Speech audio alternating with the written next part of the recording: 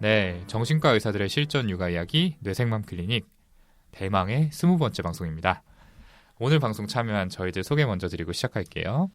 네, 안녕하세요. 35개월 인후, 15개월 준후 두 아들의 아빠인 김지용입니다. 네, 안녕하세요. 29개월 유리 아빠 정신건강의학과 전문의 허규형입니다. 안녕하세요. 소아정신과 전문의 손인정입니다. 예, 그리고 저는 곧 24개월을 맞는 은호 아빠 정신건강의학과 전문의 오동훈입니다. 자, 어느덧 2017년의 끝자락입니다. 오늘 네. 날짜가 그러네요. 12월 29일이죠. 맞습니다. 또 정말. 방송 나가는 날짜는 2018년이죠. 그렇죠. 2018년 아. 7월 1일. 예, 네. 정말 연말 오브 연말인데 어떻게 다들 잘 지내고 계신가요? 저희 집 같은 경우는 이 크리스마스 때 아이가 아파서 어디 가지도 못하고 집에만 있었어요. 저런. 네. 제가 저희 아이가 그렇게 아픈 건 처음 봤거든요. 열이 40도가 넘어서 막 40.6도, 40.7도 이렇게 지키더라고요. 이러다 열경기라도 하는 거 아닌가 엄청 걱정을 했었어요. 애도 힘든지 이 보채지도 못하고 그냥 저한테 아이고. 안겨서 앉은 채로 잠을 자더라고요. 음. 예. 다행히 이제 하루 만에 좋아져서 이제 지금은 좀 괜찮은 상태인데 이 최근에 독감이 굉장히 유행이라고 하니까 이 청취자분들도 아이들 건강에 좀 신경 쓰셔야 될 것 같아요. 밖에는 못 나간 대신에 제가 이 연휴 기간에 좀 가정적인 면모를 발휘해서 요리를 직접 만들어 먹었는데요. 갑자기 제가 이 얘기를 왜 하는지 모르겠지만 개인적으로 좀 웬만한 식당보다 낫지 않았나 하는 생각이 좀 들었습니다. 그동안 너무 공격을 당해서 마지막에라도 이제 네. 좀 이런 걸 어필해봐야겠다. 네, 이런 갑자기 생각이 제가 들었나요? 뭐 무의식적으로 뭔가 방어를 해야겠다는 생각이 들었나 봐요. 예. 네. 그냥 출장 뷔페 뭐 이런 거 시킨 거 아니에요? 아니에요. 스테이크 구웠어요. 고든 램지시고. 아, 네. 그거 맛이 없을 수가 없잖아, 솔직히. 짜게만 만들면 일단 맞아요. 소금 팍팍 뿌리고.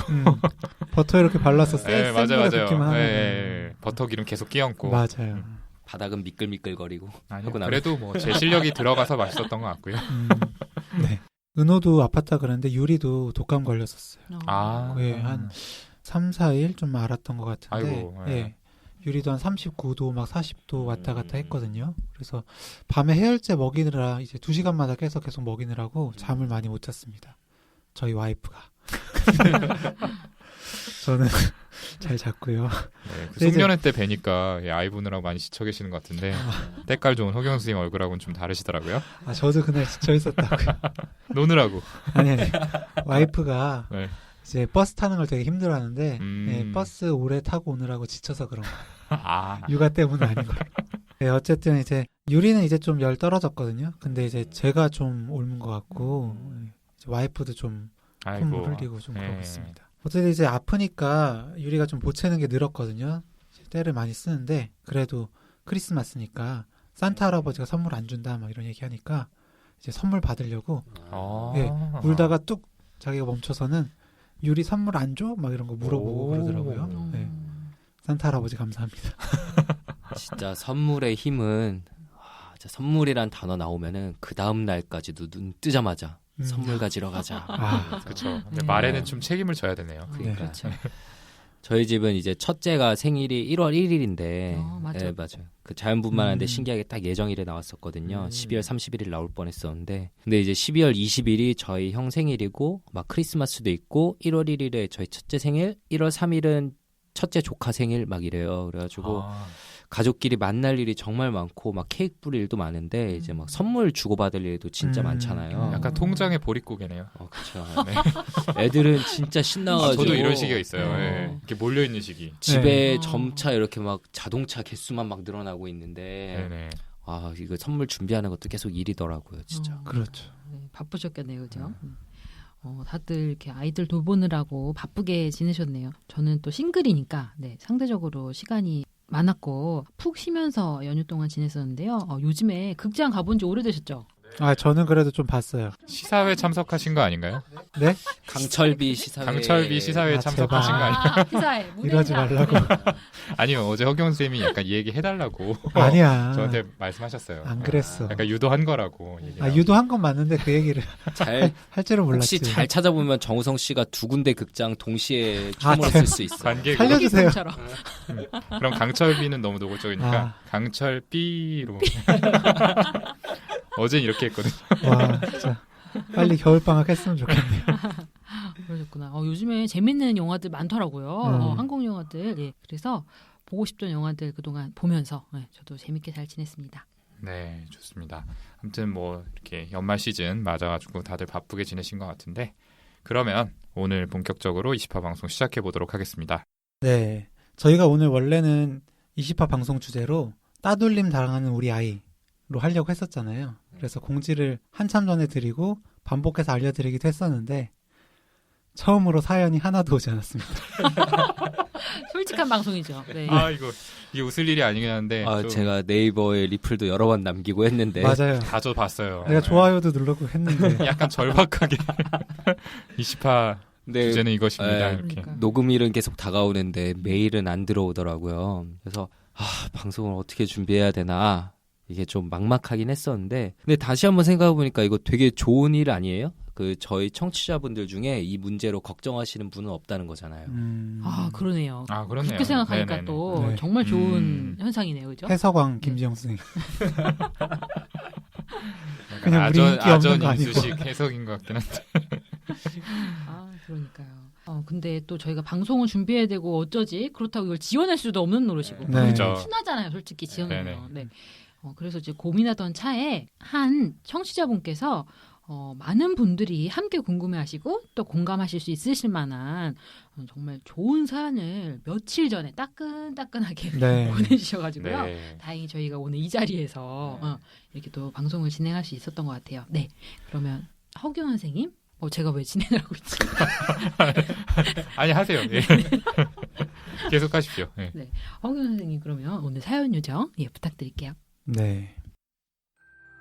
안녕하세요. 전 25개월 아들과 매일 전쟁을 치르고 있는 엄마입니다. 요즘 아이와의 마찰로 매일 정신적으로 너무 힘든 저인데 우연히 알게 된 뇌생맘 클리닉을 통해 아이를 재우고 매일 1시간씩 팟캐스트를 들으며 마음의 위안을 받고 있답니다. 다름이 아니라 저희 아이는 아직 어린이집을 다니지 않습니다. 그래서 또래와의 만남을 엄마인 제가 적극적으로 찾으려 노력 중인데 요즘 고민이 생겨서요. 저희 애가 장난감을 만지려고 하면 주위 또래 아이들이 내 거야 를 외치면서 마찰이 자주 생깁니다. 다행히 저희 아이는 아직 그러진 않지만 상대 아이가 장난감을 잡고 그것이 저희 아이 것이어도 내 거야를 외칠 때 저와 상대 엄마가 어떻게 해야 하는지 너무 모르겠어요. 또 저는 저희 아이에게 어떻게 말해주어야 혹시라도 상처를 받지 않게 될지 또한 궁금합니다. 꼭꼭꼭 사연으로 다뤄주세요. 감사합니다. 네, 사연 잘 들어봤습니다. 정말 아이들이 있는 집에서라면 모두 다 하실 만한 고민이 아닐까 싶은데요. 네. 저도 최근에 아이를 데리고 친구들하고 좀 만난 적이 있는데 한 친구가 이제 애기 선물이라면서 저희 애랑 다른 친구 애한테 인형을 하나씩 선물을 한 거예요. 근데 하필이면 그 인형이 그 핑퐁 상어 인형이었던 거죠. 네, 엄마 상어랑 아기 상어 이렇게 하나씩 사와서 눈 뒤집히죠 그거. 그쵸. 차라리 엄마 상어만 둘, 아기 상어만 둘 이랬으면 괜찮았을 텐데 하나씩이다 보니까 저희 아이가 너무너무 좋아하면서 인형을 2개 다 붙잡고 이제 내놓지 않으려고 한 거예요. 근데 이제 다르니까. 그 다른 아이는 굉장히 어리거든요. 이제 막 8개월, 9개월 이 정도밖에 안 돼서 아직 그 인형에 대한 개념이 없어요. 그러니까 저희 아이가 막 끌어안고 놀다가 이제 갈 때도 안 놓겠다고 막 떼를 쓰는 거죠. 그럴만하죠. 예, 그래서 처음에는 부드럽게 타이르다가 안 돼서 결국에는 이제 단호하게 안 돼, 이거는 안 되는 거야. 놔두고 왔는데 아이가 한참을 울긴 했지만 뭐 별 수가 없었습니다. 네, 유리도 좀 가해자 쪽이긴 한 것 같은데. 저도 이제 사연 보내주신 어머니 이 사연을 보면서 와이프도 저랑 지금 걱정하고 있는 게 아직은 유리가 어린이집에 다니지 않고 있거든요. 근데 이제 곧 보내게 될 예정인데 그럼 다른 아이들 때리고 다니지 않을까 걱정이 많아요. 이제 문화센터 끝나고 이제 그 선생님이 비타민을 이렇게 나눠주시더라고요.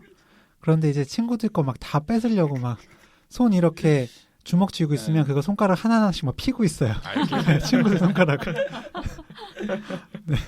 그렇게 하고 또 이제 방금 오동호 선생님이 핑퐁 얘기해서 생각이 났는데 그 코엑스에서 유아교육전 할 때 이제 같이 갔었는데 핑퐁 이제 인형 탈 쓰고 있는 그 사람 있잖아요. 네네네. 그분한테 가서 막 좋으니까 막 안아달라고 하고 막 악수하고 막 그러는데 다른 아이가 또 이제 악수하려고 왔어요. 그랬더니 그 손을 잡고 막 힘으로 찍어 누르는데 아귀를 이렇게. 네.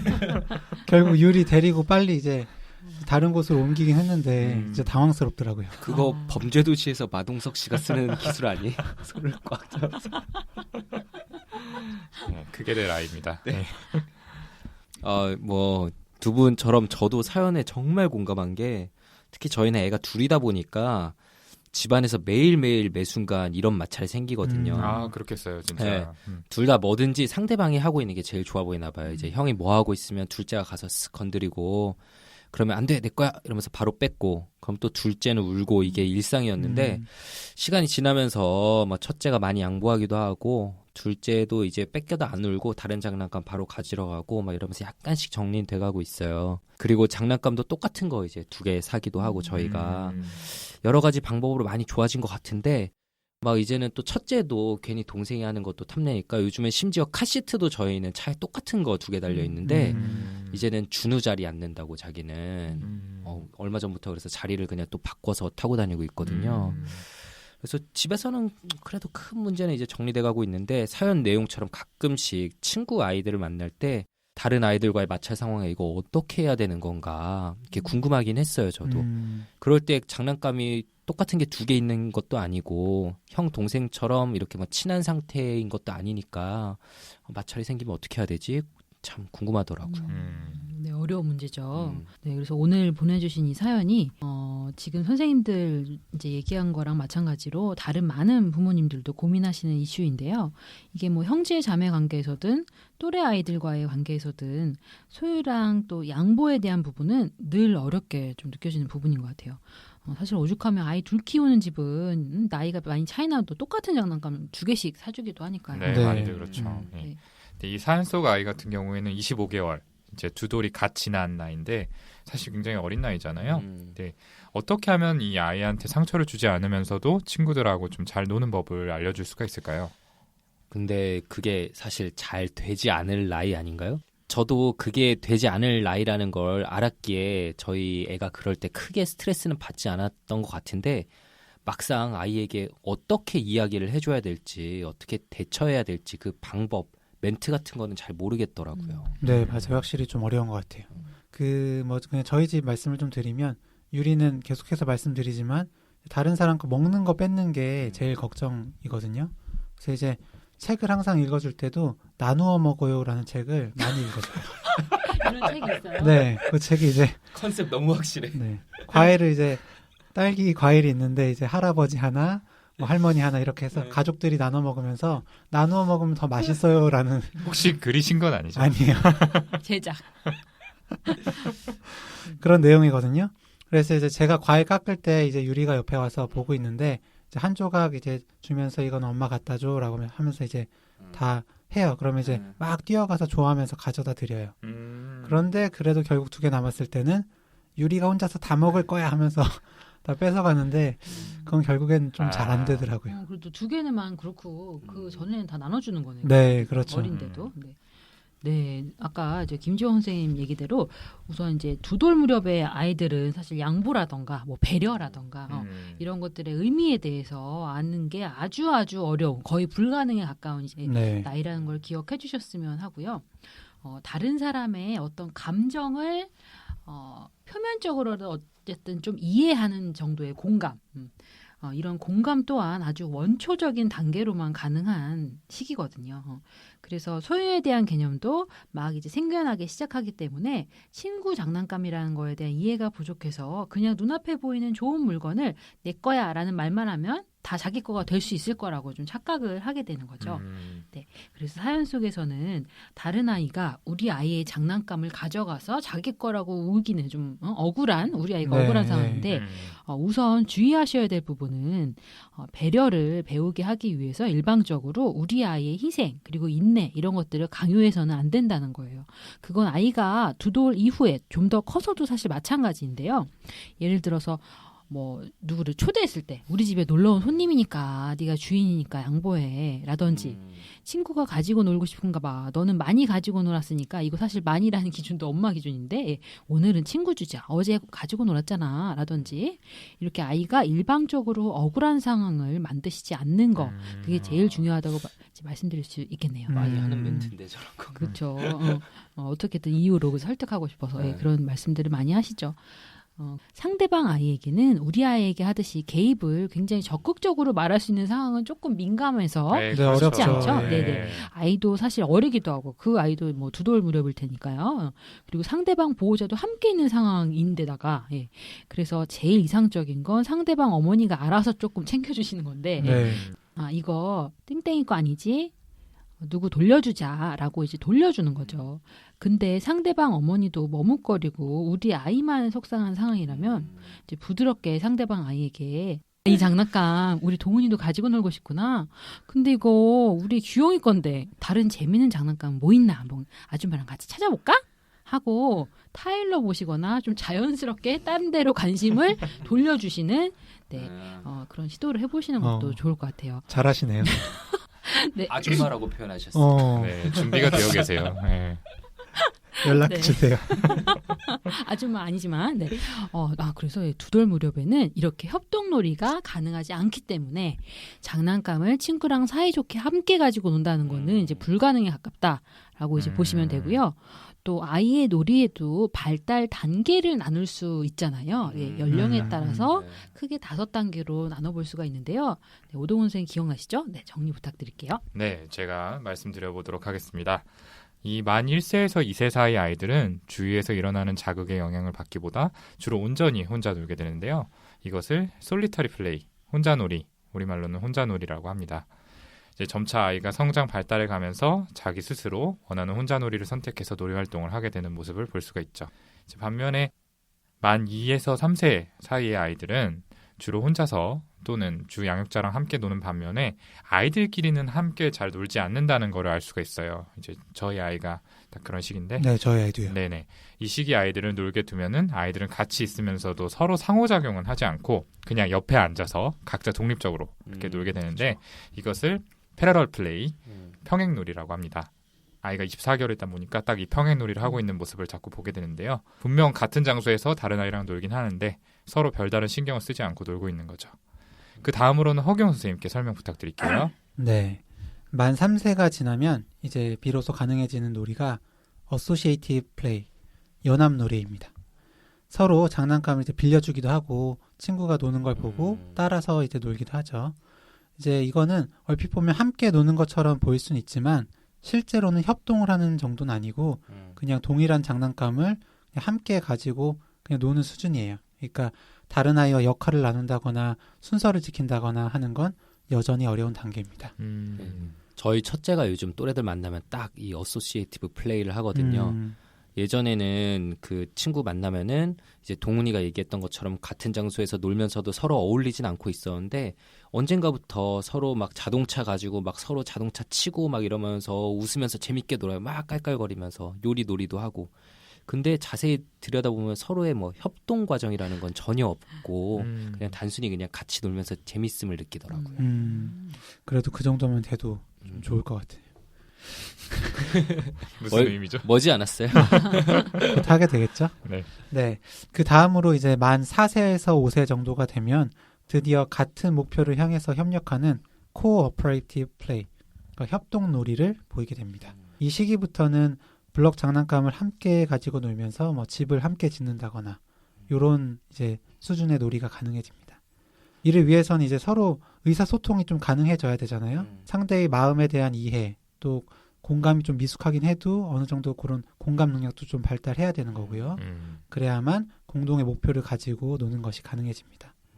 좀 더 커서 초등학교에 들어가고 나면 이제 우리 팀의 승리를 위해서 경쟁하면서 노는 코오퍼레이티브 컴피티티브 플레이, 그러니까 협동 경쟁적 놀이로 발전하게 됩니다. 축구 하는 거죠. 네, 그렇죠. 네, 그러니까 각 연령별에 따라 놀이의 수준이 다르고 지금 사연 주신 분의 만 2세 정도 수준에서는 서로 간에 협력하는 놀이 같은 것이 불가능한 나이다. 그래서 배려를 배우게 하기 위한 멘트들, 뭐 아까 말한 우리 집에 놀러 온 손님이니까 네가 양보해.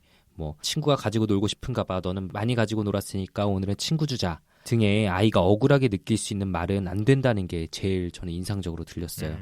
사실 뭐 넌 많이 가지고 놀았으니까 주자. 이거는 제가 가끔씩 하는 말이기도 했거든요. 그러니까요. 저희는 무심코 하는 말인데 이 하나하나가 아이들한테 의도치 않게 상처가 될 수 있다는 사실을 좀 유념하고 신경을 써야 될 것 같다는 생각이 듭니다. 그런데 가끔씩 이 밖에서 보면은 정말 어린 아이들 이제 한 3, 4살 정도 되어 보이는데도 다른 아이가 물건을 가져갔다고 확 세게 밀치거나 심지어 때리는 아이들이 간간히 좀 있더라고요. 네. 키즈카페 같은 데만 가도 가끔씩 있어요. 이런 경우들을 좀 보게 되는데 그래서 이제 저희 아이는 더 어리니까 이제 아무래도 좀 신경이 쓰여서 이렇게 좀 따라다니면서 보고 있죠. 예. 이런 경우에는 좀 어떻게 해야 되나요? 그러게요. 그러니까 저도 이제 그런 장면 볼 때 깜짝깜짝 놀라곤 하는데 유리가 사실 덩치로 봐선 다 이길 것 같긴 하지만 그래도 혹시라도 그런 공격적인 아이와 장난감으로 이제 다투다가 또 맞으면 어쩌나 그럴 땐 뭐 너도 같이 때려라고 얘기해야 되는 건가 걱정이 되기도 하잖아요, 사실. 네, 걱정이 되죠. 네. 네. 참 어려운 경우인데요. 그렇게 공격적인 행동을 보이는 아이는 아이의 내면 심리에 화가 이렇게 차이는 경우가 많은데요. 집에서 자주 혼나거나 맞거나 또 이제 부모님이 자주 싸우거나 이런 무서운 경험들을 한다면 자신이 늘 공격받고 있다고 느끼기 때문에 어떤 식으로든 방어를 하기 위해서 본능적으로 매사에 이렇게 공격적으로 먼저 행동을 할 수가 있게 되죠. 그런 크고 작은 어떤 트라우마 같은 것들을 겪게 되면 자기보다 약한 아이나 또 동물을 이렇게 괴롭히게 될 수 있거든요. 또 부모의 행동을 보고 이렇게 동일시를 하게 될 수도 있고요. 네, 그렇죠. 그리고 이전 화에서 이제 저희가 아이가 감정 그릇이 작다 이런 말씀을 드렸는데요. 이 감당할 수 있는 감정의 크기가 작기 때문에 쉽게 흥분하는 것이 이런 공격적 행동으로 표출될 수도 있다는 그것을 좀 기억하셔야 됩니다. 따라서 불편한 감정을 좀 적절하게 표현해 줄 수 있는 방법을 가르쳐 줘야 되는데 부모님이 그렇게 차분한 환경에서 가르치지 않고 어떻게 좀 거친 말로 다그치려고 한다거나 정말 그래서는 안 되지만 폭력을 가할 경우에는 계속해서 불편한 감정이 만들어질 테니까 아이가 처리해야 될 감정이 이제 줄어들지 않고 오히려 더 커지는 거죠. 그래서 아이는 되려 공격적인 행동을 좀 계속할 수밖에 없는 이런 악순환이 좀 벌어지기도 합니다. 맞아요.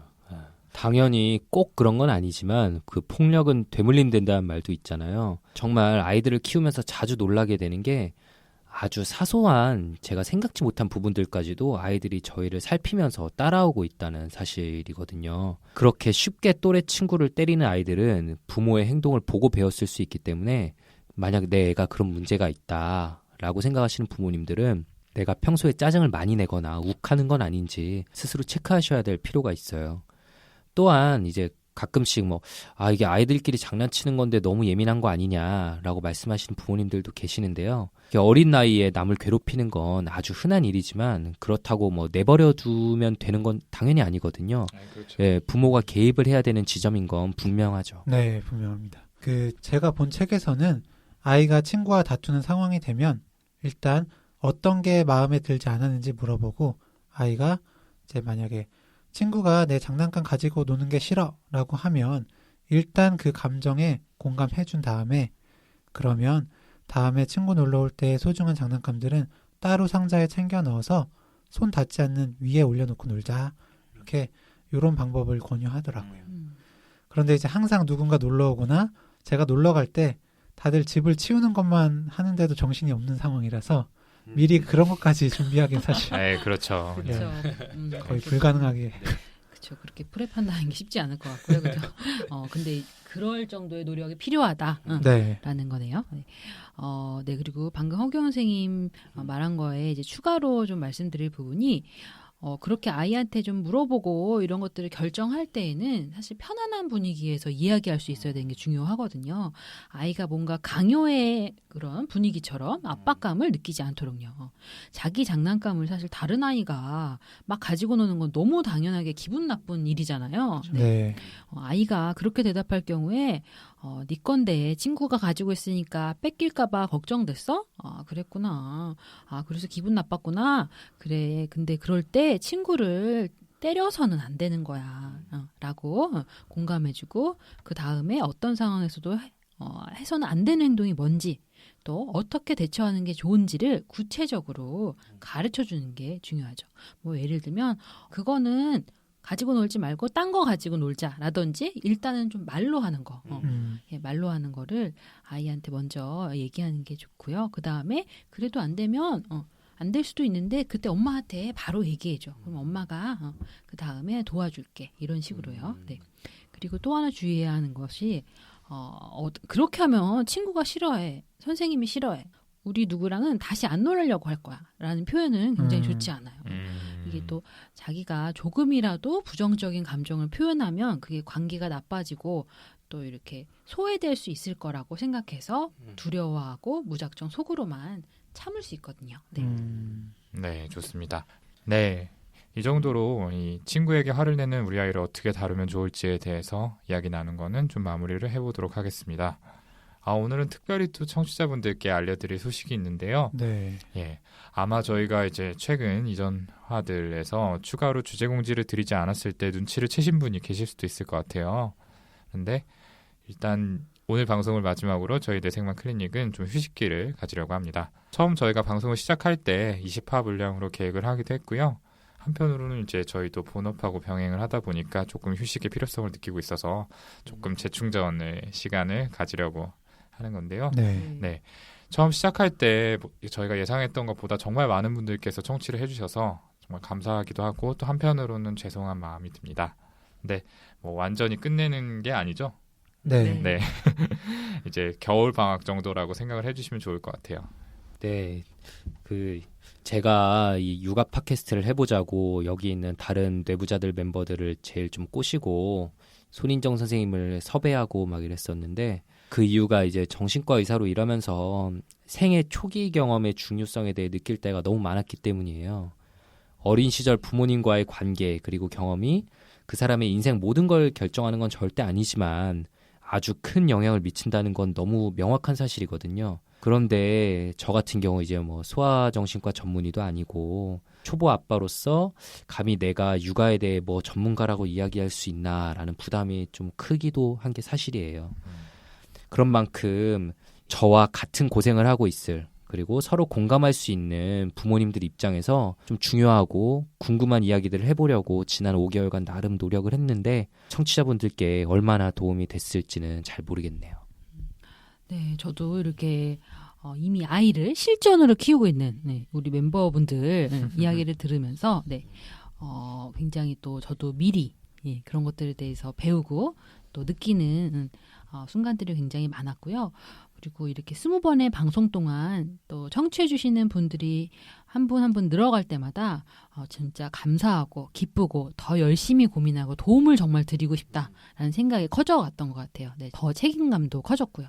특히 멀리 해외에서까지 저희한테 응원 메일을 보내주시고 사진도 보내주시고 그러셨잖아요. 네, 그럴 때 또 댓글도 많이 달아주셨고요.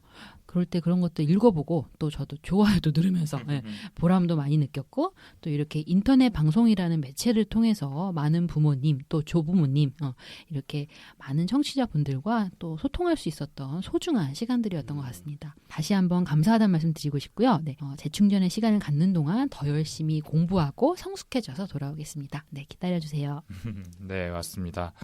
저도 정신과 의사고 또 아이를 키우고 있지만 이 아이를 키우면서 참 모르는 게 많다라는 생각이 들었는데요. 이렇게 방송 준비하면서 공부를 좀 할 수 있어서 저 나름대로도 좀 성숙해질 수 있지 않았나라는 생각이 들었습니다. 근데 한편으로는 이제 저희가 공부를 하면서 방송을 준비하다 보니까 조금은 미흡한 부분이 있지 않았나 싶었는데 그럼에도 불구하고 저희 뇌생활 클리닉 청취자분들은 참 따뜻한 응원 메시지를 보내주시는 분들이 많아서 저희가 힘을 낼 수 있었던 것 같아요. 참 마음이 많이 훈훈했고 중간중간 지치는 순간들이 있었잖아요. 예, 그때도 청취자분들 덕분에 힘을 낼 수 있었습니다. 감사합니다. 오동훈 선생님 이 뇌생만 클리닉을 진행하다가 도중에 진로를 바꿨다는 소문이 있던데 그것 때문에 맞아요. 사실인가요? 네, 맞습니다. 예. 굉장히 터닝 포인트가 됐네요. 네, 저는 2018년부터 이제 소아정신과 전문의 자격증을 취득하기 위해서 2년간의 펠로우십 과정을 거칠 예정입니다. 그러니까 축하드립니다. 감사합니다.